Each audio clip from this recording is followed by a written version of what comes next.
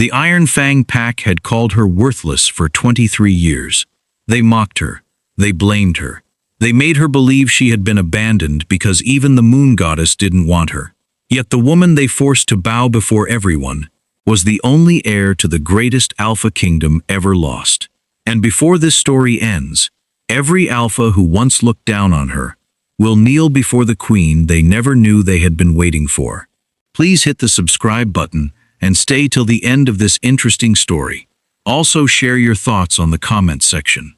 Long before anyone called her an Omega, before anyone mocked her, before anyone believed she had been abandoned by fate, Lyria Silvermoon was born into a kingdom that had never known fear. The Silver Moon Kingdom stretched across the richest valleys in the Northern Territories, its silver banners dancing above towering stone walls that had protected generations of wolves for centuries. Unlike neighboring kingdoms that ruled through intimidation, Silver Moon had become a symbol of justice, prosperity, and unity. Travelers crossed great distances simply to witness its beauty. Merchants filled its bustling marketplaces. Children laughed freely through its cobbled streets. No one went hungry. No one was forgotten. Its people often said that while other kingdoms built stronger walls, Silver Moon built stronger hearts. At the center of it all stood Silver Moon Palace. Its towering white stone walls overlooked the kingdom like a silent guardian, while silver wolf banners fluttered proudly beneath the mountain winds. Within those walls ruled King Orion Silvermoon and Queen Selene Silvermoon. They were respected throughout the Northern Territories, not because they possessed the strongest army, but because they inspired unwavering loyalty through fairness, wisdom, and compassion. Many believed Orion could have conquered neighboring kingdoms if he desired. Instead, he spent his reign preventing wars before they ever began. Peace, he often said, required greater courage than battle.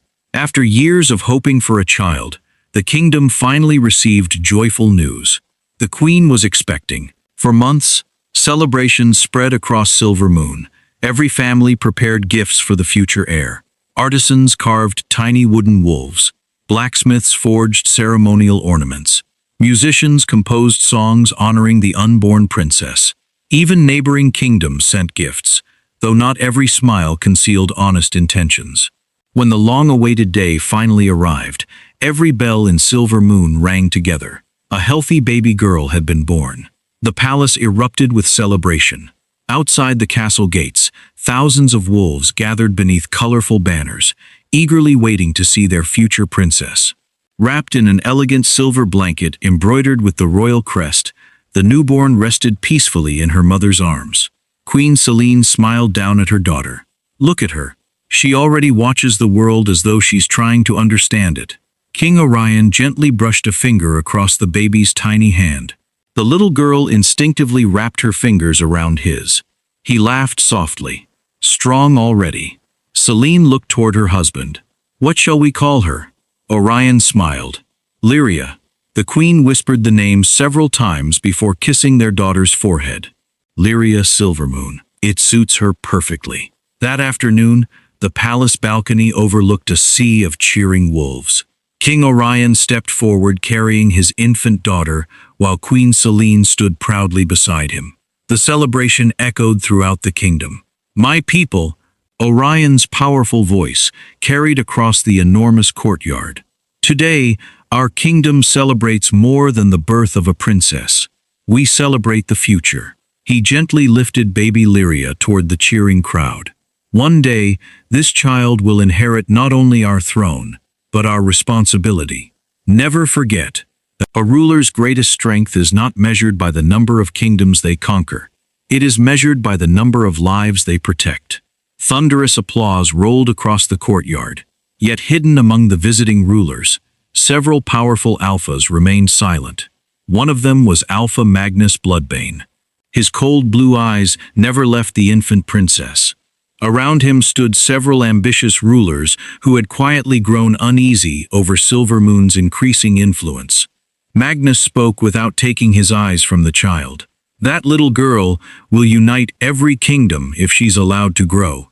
One alpha shifted uneasily. Orion seeks peace. Magnus answered calmly. Peace can become another form of power. If Silver Moon continues growing, no kingdom will stand equal to theirs. The others exchanged uncertain glances. For the first time, the idea of destroying Silver Moon entered the room. And once spoken, it refused to disappear. Months became years. Princess Lyria filled the palace with laughter. Servants adored her. Soldiers smiled whenever she reached for their armor with tiny hands. Queen Selene spent every evening singing ancient Silver Moon lullabies beside the nursery window. King Orion often ended his busiest days sitting beside his daughter's cradle, forgetting for a little while that he carried the weight of an entire kingdom. Life seemed almost perfect, until the night the moon turned crimson. A lone rider burst through the palace gates. His horse collapsed from exhaustion before reaching the entrance. The rider stumbled forward, bleeding heavily. "My king, they're coming!" Orion immediately caught him before he fell. "Who?" The soldier struggled to breathe. "The Alliance. They've united. They'll reach the capital before midnight."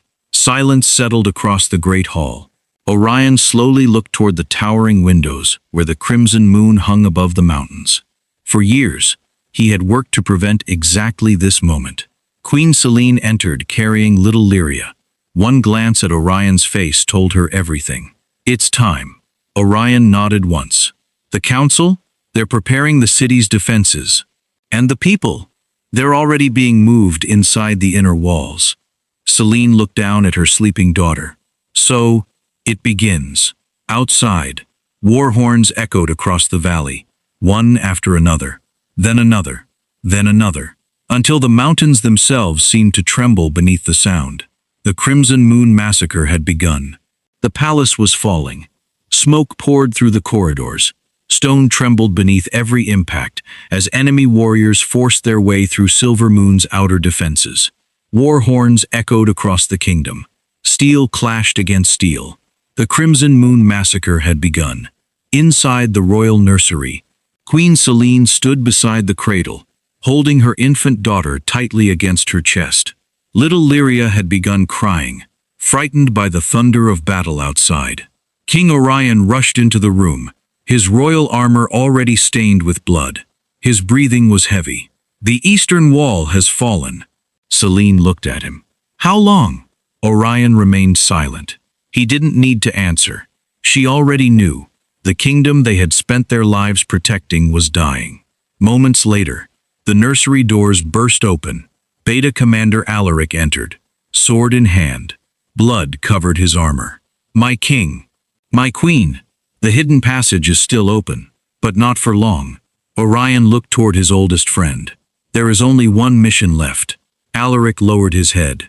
"I know." He looked at the baby from Queen Selene's shoulder. His voice broke. "I will protect her with my life." Queen Selene slowly kissed her daughter's forehead. Tears rolled silently down her face.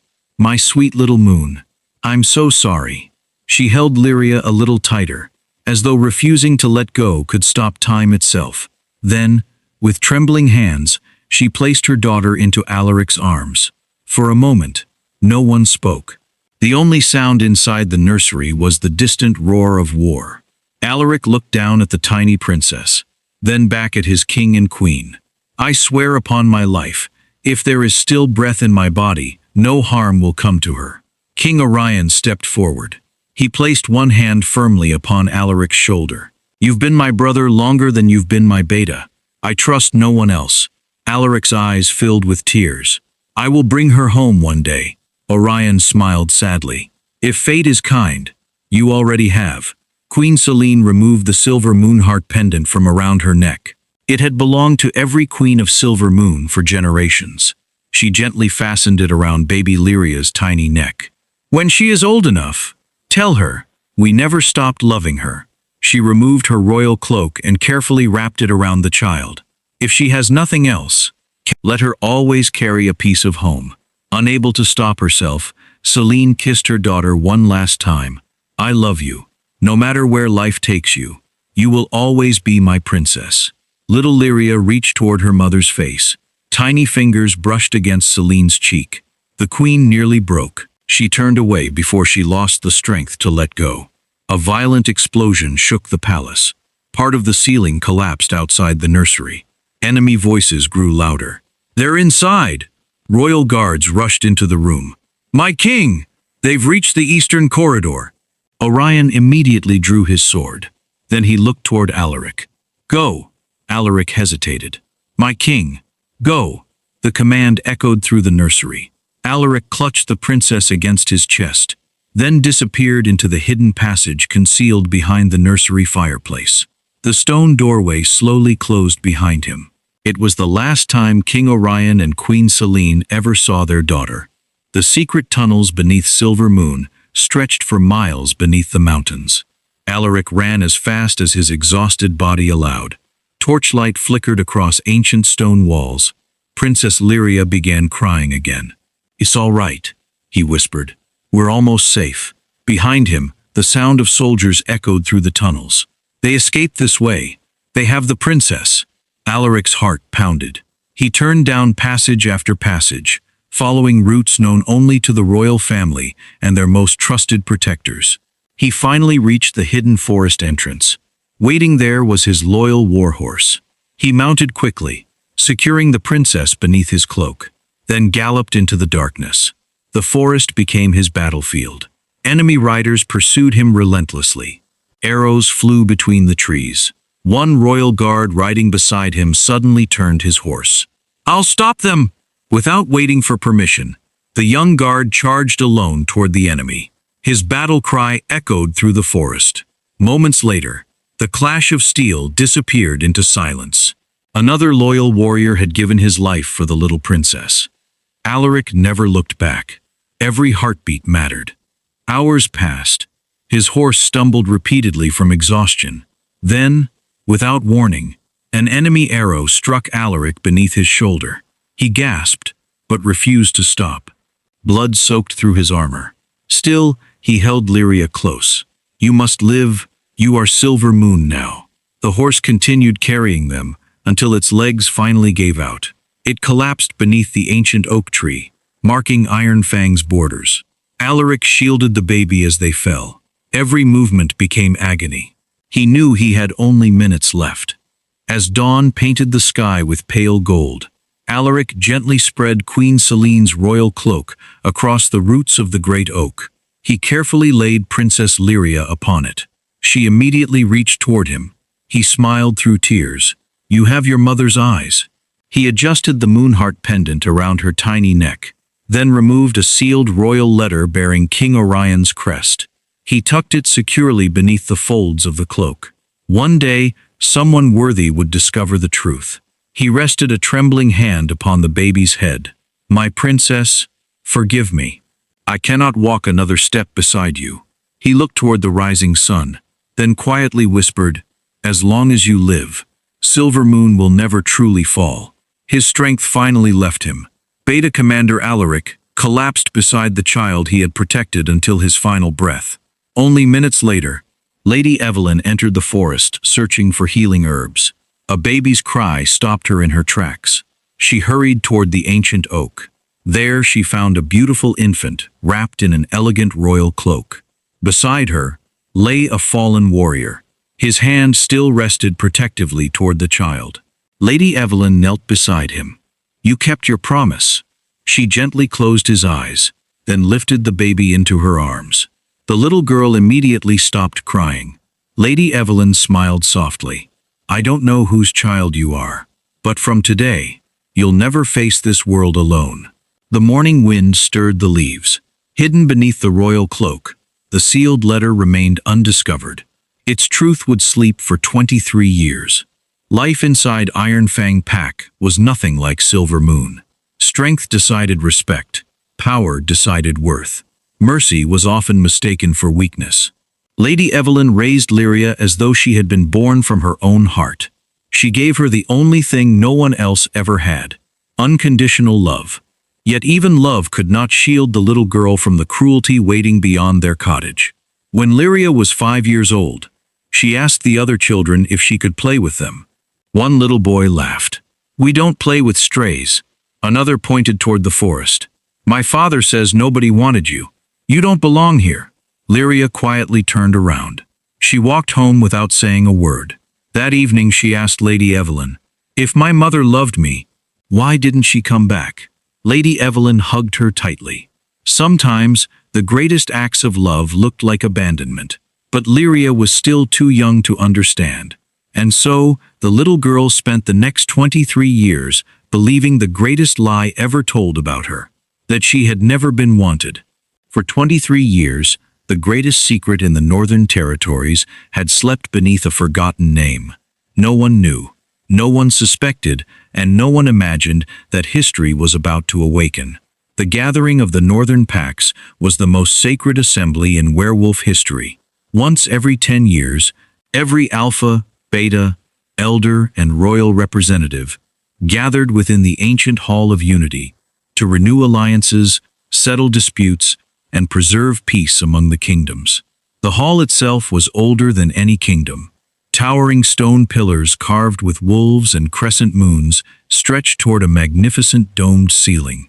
Ancient banners representing every northern pack hung proudly above the ceremonial floor. At the very center stood a marble altar. Resting upon it, protected inside a crystal case, was the Moonheart sigil. According to ancient legend, the relic had been blessed by the moon goddess herself. It recognized only the bloodline of the Silver Moon royal family. For 23 years, it had remained silent. Most believed it had become nothing more than a relic of a forgotten kingdom. Long before sunrise, Iron Fang Pack arrived. Alpha Garrick led the delegation proudly through the Great Hall. Behind him walked his warriors, his elders, his advisors. At the very back, walking quietly with lowered eyes, was Lyria. She had not come as a guest. She had come as a servant.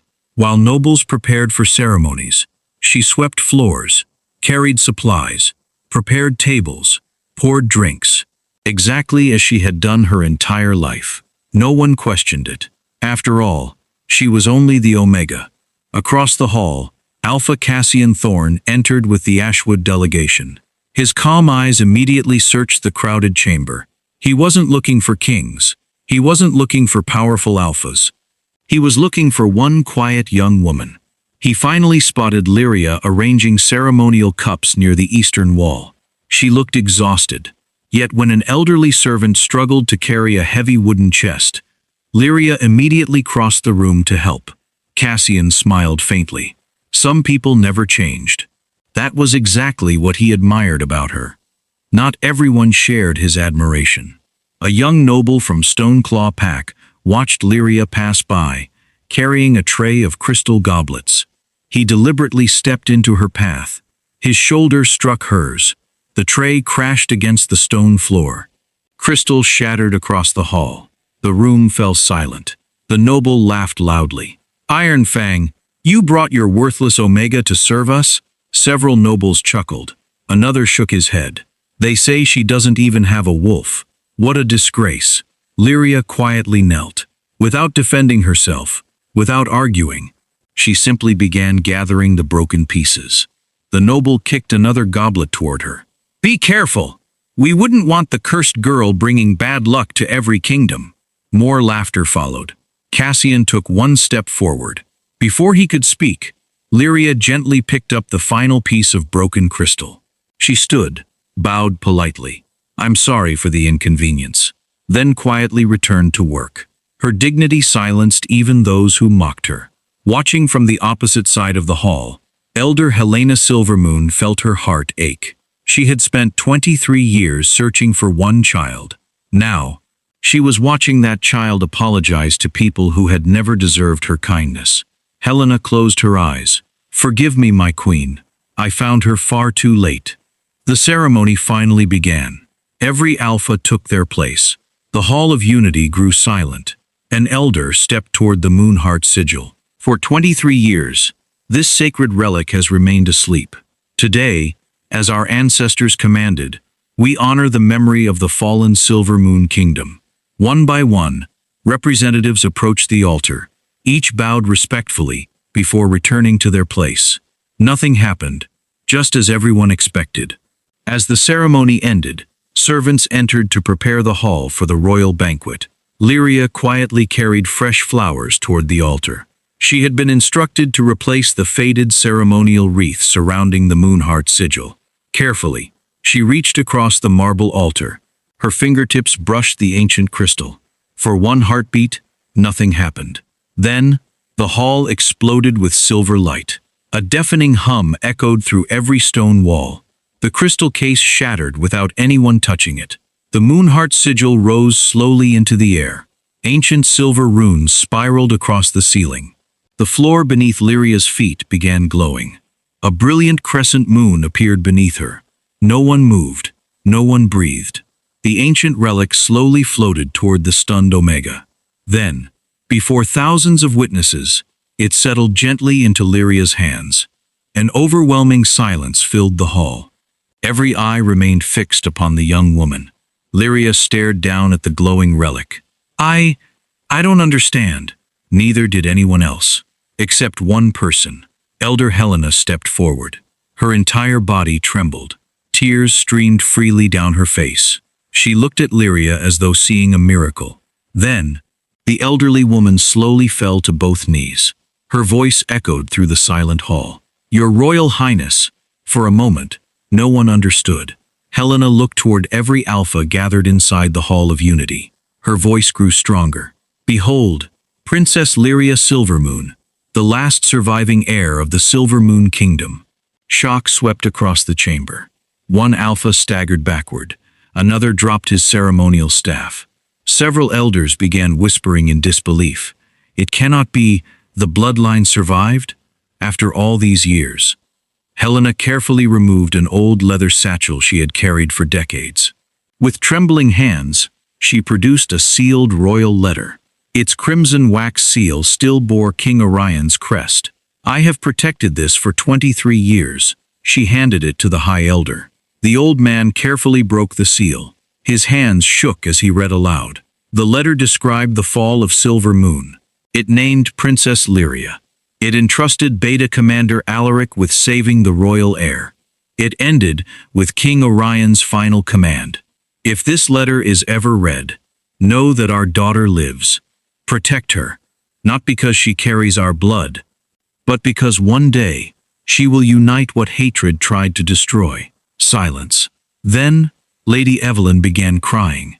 Her knees gave way beneath her. The baby, she whispered. My little girl.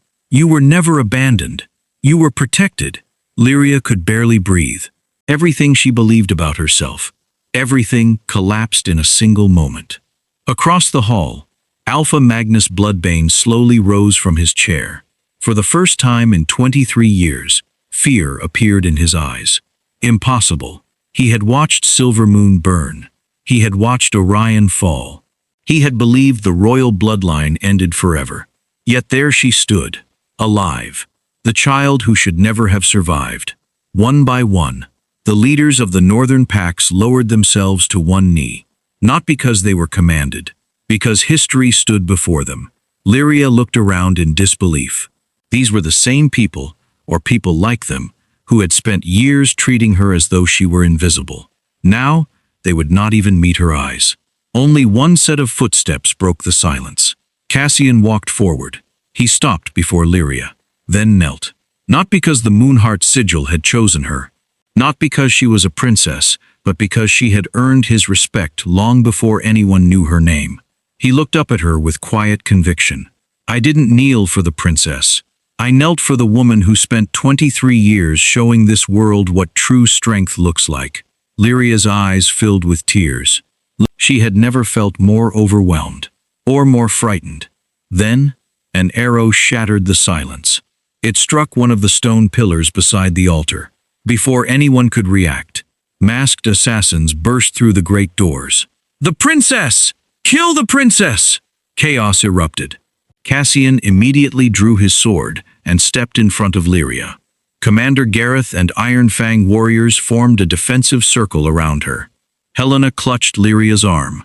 Her voice was urgent. We have no time. It's time for you to come home. For the second time in her life, Princess Lyria Silvermoon was forced to flee. Lyria had spent 23 years believing she belonged nowhere. Now, for the first time in her life, she was returning home. Hidden beneath the mountains, the ancient escape passage stretched for miles beneath the northern territories. The surviving Silver Moon Guardians led the way with flaming torches, while Cassian walked beside Lyria, refusing to leave her side. Behind them, Lady Evelyn and Elder Helena followed in silence. No one spoke for a long time. Everything had changed. Hours later, the narrow tunnel opened onto a breathtaking valley, hidden beyond towering cliffs. Lyria stopped walking. Her breath caught. Far below, the ruins of Silver Moon Kingdom rested beneath the afternoon sun. Broken towers pierced the sky. Collapsed walls lay scattered across the valley. The once glorious palace stood scarred by fire and time. Nature had slowly reclaimed the kingdom. Flowers now grew between shattered stone roads. Vines climbed abandoned walls. Silence ruled where laughter once lived. Lyria stared at the ruins. "So, this was my home." Helena nodded quietly. "And it has waited 23 years for you." As they crossed the broken city gates, something unexpected happened. The surviving citizens of Silver Moon slowly emerged from abandoned homes and hidden shelters. Old men, widows, former palace servants, children who had only heard stories about the lost kingdom. One elderly woman dropped her walking stick. She stared at Lyria's face. Then tears filled her eyes. "Queen Selene," she whispered. "No." Another elderly man smiled through tears. "She has Orion's eyes."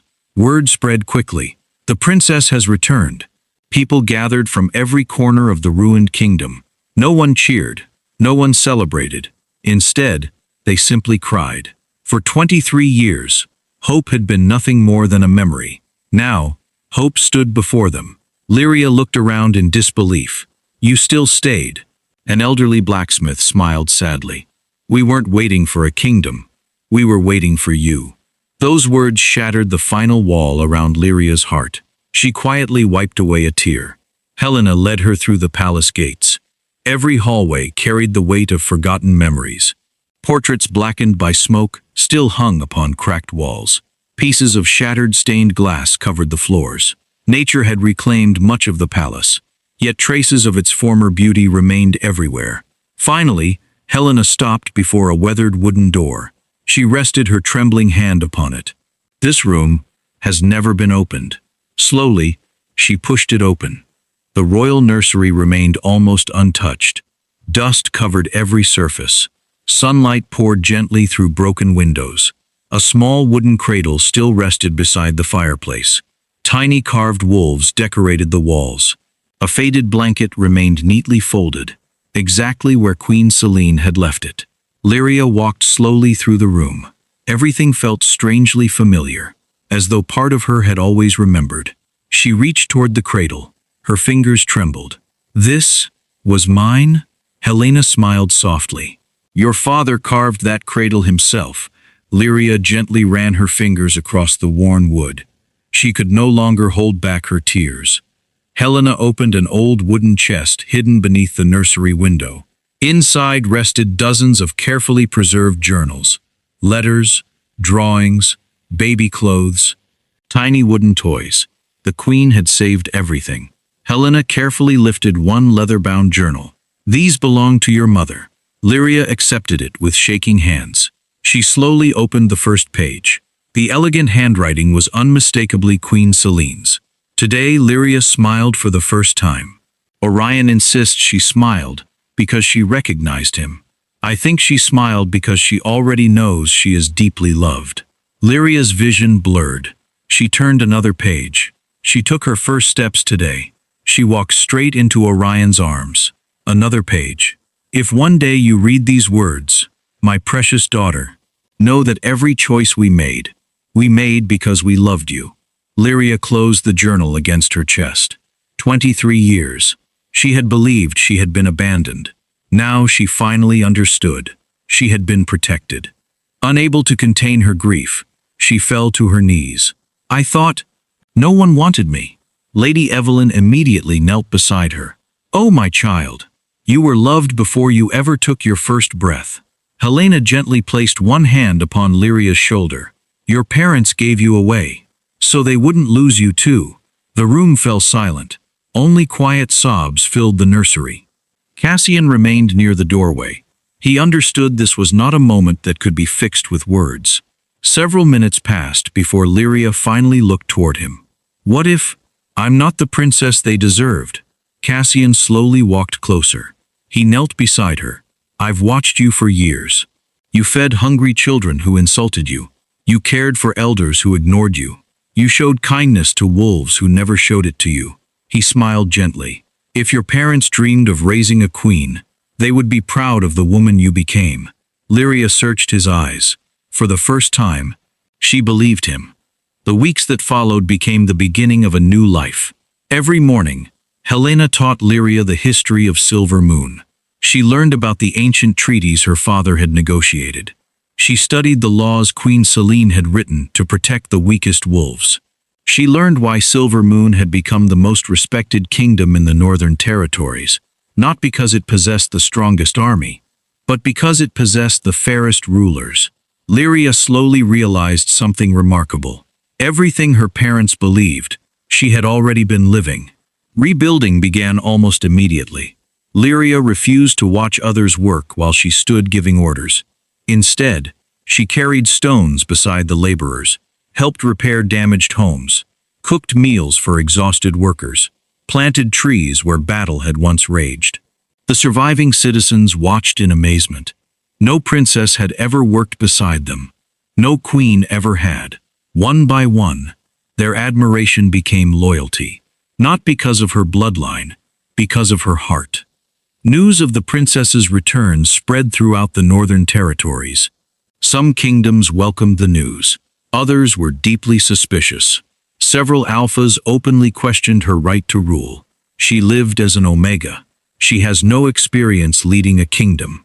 Royal blood alone doesn't make a queen. Lyria chose not to answer with anger. Instead, she visited those kingdoms herself. She listened before speaking. She settled disputes peacefully. She helped villages suffering from famine. She comforted families grieving recent losses. Slowly, the people began believing what their rulers refused to admit. The princess possessed something greater than authority. She possessed compassion. One afternoon, Commander Gareth arrived at Silver Moon. The proud warrior who had once looked past Lyria now stood with lowered eyes before the palace gates. When Lyria welcomed him inside, he immediately dropped to one knee. I failed you. My princess, I judged you before I knew you. I spent years allowing others to mistreat you. There is no excuse. Lyria quietly looked at him. Then, she gently offered her hand. You cannot change yesterday, but you can help build tomorrow. Gareth looked up in disbelief. You forgive me? I forgive you. But forgiveness must be followed by change. Gareth placed one hand over his heart. You have my loyalty for the rest of my life. Meanwhile, Magnus Bloodbane watched everything unfold from the darkness of Blackfang Fortress. Reports arrived almost daily. The princess has gained another ally. More villages now support Silver Moon. Iron Fang has publicly apologized. Magnus crushed the parchment in his hand. They're choosing hope, he growled, when they should be choosing fear. Then another report arrived. One hidden for 23 years. It contained the names of every alpha who had participated in the conspiracy against Silver Moon. Magnus slowly smiled. If she wants the truth, I'll give her a war. Across the Northern Territories, secret messengers rode beneath the cover of darkness. One by one, the surviving conspirators answered Magnus's call. 23 years after destroying one kingdom, they prepared to finish what they had started. Far away, Lyria stood upon the highest balcony of the restored palace, watching the setting sun paint the valley in silver and gold.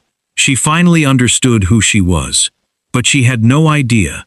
The greatest battle of her life was only beginning. By the time autumn arrived, Silver Moon no longer looked like the kingdom Lyria had first entered. The broken streets had been cleared. Homes once reduced to ruins now stood proudly once again. Blacksmiths worked from sunrise until dusk. Carpenters rebuilt bridges. Children's laughter slowly returned to the marketplace. For the first time in 23 years, Silver Moon felt alive. Yet if anyone searched for their princess, they would rarely find her inside the palace. Every morning before sunrise, Lyria walked into the city, carrying tools instead of royal commands. She mixed mortar beside stonemasons. She carried timber beside carpenters. She planted gardens beside widows. She cooked meals beside ordinary mothers. Whenever people addressed her as Your Highness, she smiled. Today, I'm simply another pair of hands. The people stopped seeing a lost princess. They began seeing their future queen. One afternoon, a young boy quietly approached Lyria while she repaired the roof of an elderly woman's cottage. He hesitated. My princess, my father says queens don't work. Lyria smiled as she climbed down the ladder. She knelt until they were eye level. A queen who forgets how her people live, forgets why she wears the crown. The little boy smiled. I want to help too. Lyria handed him a small hammer. Then today, we build together. Nearby, dozens of workers watched in silence. Without realizing it, they had already begun following her. As rebuilding continued, Lady Evelyn was invited to the palace. She expected to help prepare medicines. Instead, she found the great hall filled with citizens from across Silver Moon. Lyria stood waiting at the front of the room. She walked toward the woman who had raised her. Before everyone, she embraced her. You gave me a home when I had none. You gave me a mother's love when you owed me nothing. She turned toward the people. Everything good within me, she planted long before anyone knew I was a princess. The entire hall rose to its feet. Thunderous applause echoed through the palace. Lyria gently placed a beautifully embroidered silver shawl around Lady Evelyn's shoulders. From this day forward, you shall forever be known as the Mother of Silver Moon. Lady Evelyn could no longer hold back her tears. My little girl, she whispered, I've always been proud of you. Days later, Elder Helena requested Lyria's presence inside the ancient Hall of Kings. At the center of the chamber rested a stone pedestal covered by a white silk cloth. Helena slowly lifted it away. Beneath it rested the crown of Silver Moon, forged from silver and moonstone centuries earlier. Its delicate wolf motifs shimmered beneath the afternoon light. It has waited, Helena whispered, for its queen. She carefully lifted the crown. My child, it belongs to you. Lyria looked at it quietly. Then, she gently pushed Helena's hands back. Not yet, Helena frowned. The people already accept you. Lyria slowly looked toward the palace windows, overlooking the rebuilding kingdom. As long as mothers still mourn, as long as children still fear another war, as long as my people rebuild broken homes, I have no right to wear a crown. I will wear it the day my people no longer need to choose between survival and hope. Helena smiled proudly. At that moment, she realized Queen Selene had never truly left the kingdom. She simply lived on through her daughter. Not everyone arrived carrying celebration. One rainy afternoon, Elder Rowan entered the palace alone. The old wolf who had quietly encouraged Lyria throughout childhood now seemed smaller beneath the weight of regret. When Lyria welcomed him, he immediately fell to one knee. I failed you. I saw your kindness. I knew your heart, but I never fought hard enough for you. I should have protected you. Lyria gently helped him to his feet. You gave me hope, when almost no one else did. You reminded me that kindness wasn't weakness. I've carried those words my entire life. Elder Rowan wiped away tears. You've become far greater than any of us imagined. Only hours later, Commander Gareth arrived. This time, he did not come seeking forgiveness. He came wearing full ceremonial armor. Removing his sword, he knelt before Lyria. My queen, my life belongs to Silver Moon. If war comes, I will stand between you and every enemy. Lyria accepted his oath, not as a ruler demanding loyalty, but as a woman grateful for genuine change. Iron Fang had finally begun healing. Far away, the truth behind the Crimson Moon massacre slowly emerged. One by one, the surviving conspirators were brought before Lyria. Some refused to speak. Some defended their actions. Others could no longer live beneath the weight of guilt. One elderly alpha lowered his head. We were told Orion intended to conquer every kingdom. We believed Magnus. Another quietly whispered, "We thought we were preventing war." We never knew he wanted power for himself. Another collapsed in tears. I watched Alaric escape with the princess. I let him go. I couldn't kill a child. Every confession revealed another piece of the truth. Magnus had manipulated fear for decades. He had convinced honorable wolves to commit unforgivable acts. Not everyone had followed him willingly. Lyria listened to every confession. Justice would come, but revenge would not. That evening, Cassian found Lyria standing alone upon the palace balcony, overlooking the valley below. Thousands of lights shimmered across the rebuilding city. "You should be resting." Lyria smiled faintly. "So should you." Cassian stepped beside her. For a while, neither of them spoke. The silence between them had become comfortable. Finally, Cassian looked toward the city. "I've spent years trying to understand leadership. I thought it meant protecting kingdoms." He turned toward her. "You taught me. It means protecting people." Lyria looked at him. "You've protected me, long before anyone knew who I really was." Cassian smiled softly. "I would have done it again, and again, and every day after that." He took one careful step closer. "I love you, Lyria. I loved the woman who carried water for strangers. I loved the woman who fed children before feeding herself. I loved the Omega, long before I ever met the princess." Tears gathered in Lyria's eyes. "I think," she whispered, "I've loved you since the first time you looked at me, without looking down on me." Cassian gently took her hands. "I don't need a queen. I only need you." Lyria smiled through tears. "You'll always have me." Beneath the evening sky, their first kiss was quiet, gentle, unhurried. It was not the beginning of their love, only the first time they allowed themselves to speak it. The following morning, messengers arrived from every allied kingdom, one after another. Alpha banners appeared outside Silvermoon's gates. Ashwood, Riverstone, Winter Hollow, Golden Ridge, Storm Peak, Iron Fang. For the first time in history, former rivals stood together beneath one cause. Not because Lyria demanded it, because she had earned it. The celebration did not last. A scout galloped through the gates just before sunset. His horse collapsed from exhaustion. He barely managed to stand. "My queen, they're coming." Lyria stepped forward. "Who?" The scout swallowed hard. "Magnus. He has united every remaining conspirator. The largest army ever assembled is marching towards Silver Moon." Silence spread across the courtyard. No one spoke. No one moved.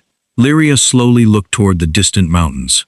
Far beyond the horizon, dark clouds gathered. The war her parents had died trying to prevent had finally arrived. And as dawn approached the following morning, two great armies stood facing one another outside the walls of Silver Moon. The fate of every kingdom would be decided before the next sunset. Dawn arrived beneath a sky of silver and crimson. A cold wind swept across the Valley of Kings, carrying the banners of every kingdom gathered for what many believed would be the final battle in northern history. On one side stood the united armies of Silver Moon and its allies. Ashwood, Iron Fang, Riverstone, Winter Hollow, Storm Peak, Golden Ridge. Wolves who had once viewed one another as enemies now stood shoulder to shoulder. On the opposite side, Magnus Bloodbane's army stretched across the valley like a sea of black armor, the largest force ever assembled in the northern territories. Thousands of warriors waited for a single command. Silence settled over the battlefield. It was the kind of silence that came just before history changed forever. Inside the command tent, commanders studied maps and discussed battle formations. Cassian stood beside Lyria. "We're ready." Lyria looked across the valley through the tent opening. "No." Everyone turned toward her. "We're prepared. But if there is still one chance to save these people, I have to take it." Cassian immediately understood. "You intend to walk out there?" Lyria nodded. "If this war begins, thousands of innocent wolves will die. If I can stop that, I have to try. Commander Gareth stepped forward. My queen, it's too dangerous. It is, Lyria answered calmly. But my parents didn't sacrifice themselves so another generation could inherit another war. She picked up the restored silver moon banner. I won't ask others to risk their lives, until I've risked my own. The enormous gates of Silver Moon slowly opened. Every soldier watched in disbelief. Alone, Lyria walked into the valley, carrying the Silver Moon banner. No armor, no weapon, only the banner her father had once carried. The wind caught the silver fabric as she continued walking toward Magnus. Across the battlefield, confusion spread through the Black Fang army. What is she doing? Where are her guards? Why isn't anyone stopping her? Even Magnus narrowed his eyes. Interesting, he muttered. Lyria stopped exactly halfway between both armies. She planted the Silver Moon banner firmly into the earth. The valley became completely silent. Magnus rode forward on his black warhorse until only a few yards separated them. For several moments, neither spoke. Finally, Magnus smiled. So, the lost princess, you've grown. Lyria met his eyes without fear. I have. Magnus looked around the battlefield. You still have time. Order your armies to surrender. I'll allow your people to live. Lyria shook her head. You've confused mercy with surrender for too long. Magnus laughed. You sound exactly like your father. His expression slowly hardened. Do you know why Orion had to die? Lyria remained silent. He believed wolves could unite through compassion. He believed trust was stronger than fear. Magnus looked toward the armies. He was wrong. Fear keeps kingdoms alive. Fear creates obedience. Fear creates order. Lyria quietly answered, no. Fear creates silence. It never creates loyalty. Magnus's smile disappeared. I spent years watching your father. He united kingdoms without conquering them. He earned loyalty without demanding it. Every alpha admired him. Magnus tightened his grip around his sword. They admired him, more than they admired me. There it was. Not hatred, not justice, envy. Everything had begun because one man could not bear another man's greatness. Lyria looked at him with genuine sadness. You destroyed an entire kingdom because you couldn't become the leader my father already was. Magnus's face twisted with anger. I built strength. My father built hope, Lyria answered softly. And history will remember which one endured. Magnus drew his sword. If you won't surrender, you'll die exactly as your parents did. He raised the blade high above his head. Archers. Hundreds of bows lifted simultaneously. The allied armies prepared for battle. Cassian's hand tightened around his sword. Every warrior waited. Then, something unexpected happened. One Black Fang soldier lowered his bow. Another followed. Then another.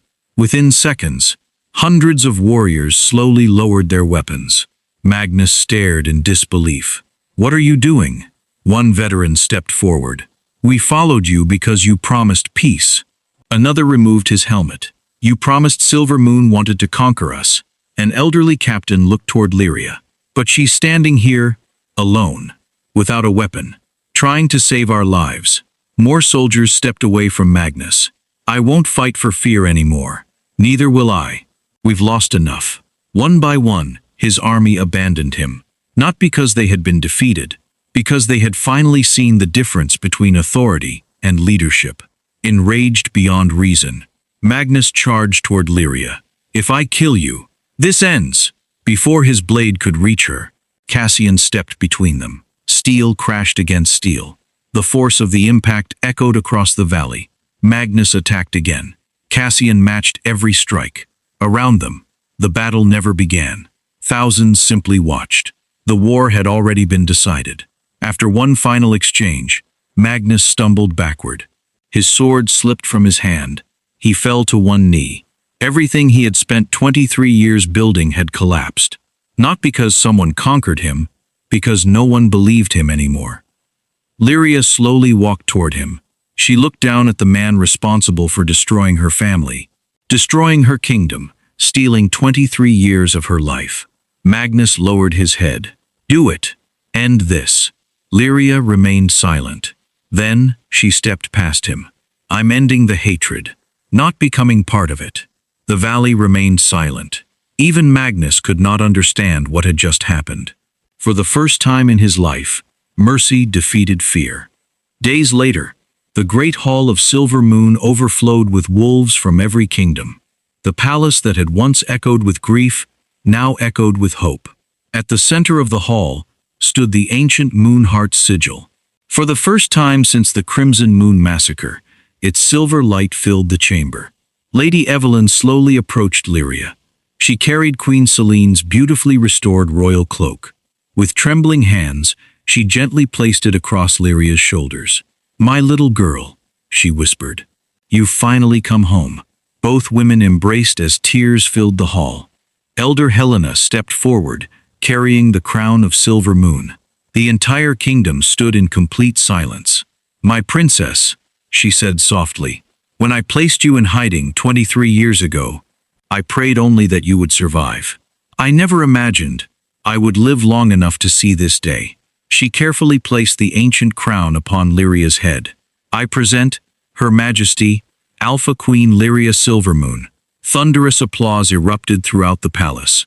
Every alpha, every commander, every elder, slowly knelt before their queen. Cassian knelt last. Lyria smiled. She gently took his hands. No, she whispered. You don't kneel beside me. You stand beside me. She lifted him to his feet. I don't want a subject.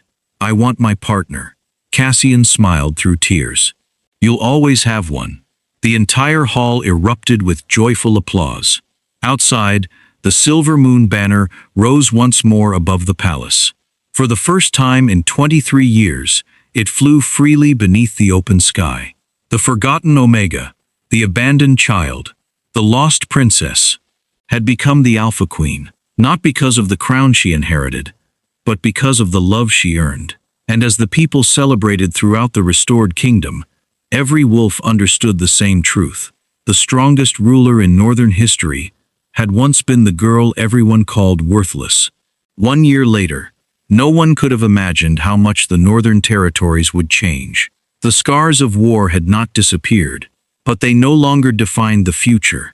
Where ruined villages had once stood, new homes now filled the valleys.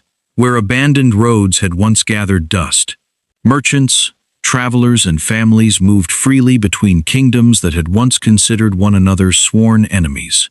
And above them all, the Silver Moon banner once again danced proudly beneath the morning sky. The kingdom that the world believed had been erased forever had become the symbol of a new beginning. The greatest change, however, was not found inside the palace. It was found in the hearts of the people. One of Queen Lyria's very first royal decrees forever changed the northern territories. The old hierarchy that had measured a wolf's worth by rank was abolished.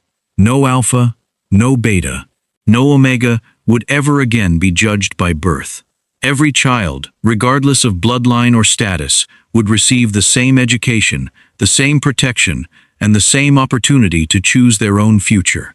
Many older wolves struggled to accept the change, but the younger generation embraced it without hesitation. Children who would once have been separated by rank now learned, laughed, and played together beneath the same classrooms and training grounds, exactly as King Orion had once dreamed. Lady Evelyn never returned to the quiet life she once knew. The people refused to allow it. Throughout every kingdom, she became known simply as the Royal Mother. Wherever she walked, children ran to embrace her. Parents thanked her. Elders bowed respectfully. Yet nothing about her changed. She still spent her mornings tending to the sick. She still prepared medicine with her own hands. She still reminded everyone that kindness required no title. One afternoon, Lyria found Lady Evelyn quietly working in the palace gardens. You could ask others to do that. Lady Evelyn smiled without looking up. If I stopped serving people, I wouldn't be the woman who raised you. Lyria laughed softly. I suppose I never had a chance. Lady Evelyn looked toward her daughter with proud eyes. No, you became exactly who your parents prayed you would become. Elder Helena Silvermoon had spent 23 years carrying the weight of a promise. Now, that promise had finally been fulfilled. One peaceful evening, she asked Lyria to walk with her through the palace gardens. The same gardens where Queen Selene had once carried baby Lyria beneath blooming silver trees. "I've waited for this day," Helena said quietly, "for longer than you can imagine." Lyria gently took her hand. "I couldn't have done any of this without you." Helena smiled. "You already had. I simply reminded you who you were." As the sun slowly disappeared beyond the mountains, Helena closed her eyes with a peaceful smile upon her face. Her long journey had finally ended. She left the world knowing that Silvermoon had its queen once more. Several weeks later, thousands gathered before the memorial of the fallen. Beautiful white stone statues now stood where the palace gates had once burned. King Orion, Queen Selene, Beta Commander Alaric, the royal guards, the innocent families who had died during the Crimson Moon massacre. Their sacrifice would never again be forgotten. Queen Lyria quietly placed fresh white lilies beneath her parents' memorial.